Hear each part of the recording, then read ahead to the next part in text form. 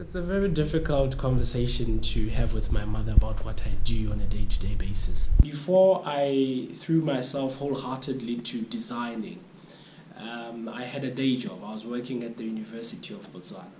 So I'd wake up in the morning and go to work. Now that particular change where now I'm no longer waking up in the morning to go to a certain particular place. Now I was waking up to actually work from home. So I believe that particular transition also, it has a part in her finding it very difficult to understand. Being employed is one of the best things anyone can ever have, because you are sure that at the end of the month you're going to get something coming your way, right, in terms of money. But when you decide to venture out into focusing on your passion, there are a lot of bumps and a lot of things that can actually go wrong. I have to give up on the idea of being comfortable, of security, of having money coming in each and every month. When I was also a student at the Botswana University of Agriculture and Natural Resources, I had a business called Mr. Muffins and Associates, and I was selling muffins, and I had a lot of problems with branding myself. I wanted to get my message out there to the people, but I found it very difficult.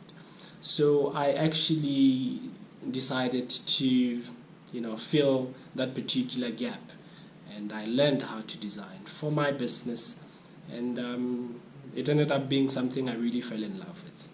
For the longest time I felt irrelevant in my life. I was, for the most part, unnoticed. And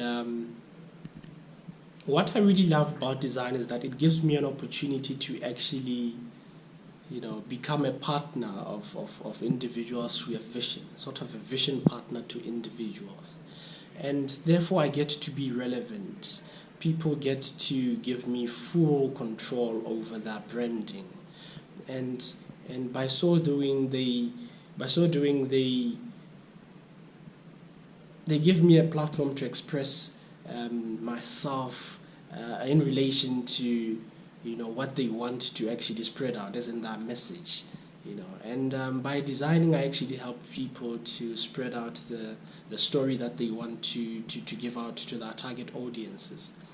And so I get to be relevant in that, and it's one thing that keeps me going when people know and understand that they have a vision partner in this journey. And that way I feel relevant, I feel needed, I feel wanted, and I feel part of something greater than just waking up to go to work. The one problem that sometimes I'm facing is allowing my clients to understand the value of design, because I think for the longest time design has been it has been on the sidelines, but really design is at the forefront of everything. It allows individuals to actually perceive your business or your brand in a certain way. So design actually at the moment, that is one thing I'm really struggling with, but it's work in progress, obviously. I've noticed that Botswana are really growing. The mindset is changing. The ideas that are coming forth to us to design are absolutely amazing. And that is how I get to judge the level of thinking that we are having in Botswana. It's growing, and it's becoming very innovative, if you ask me.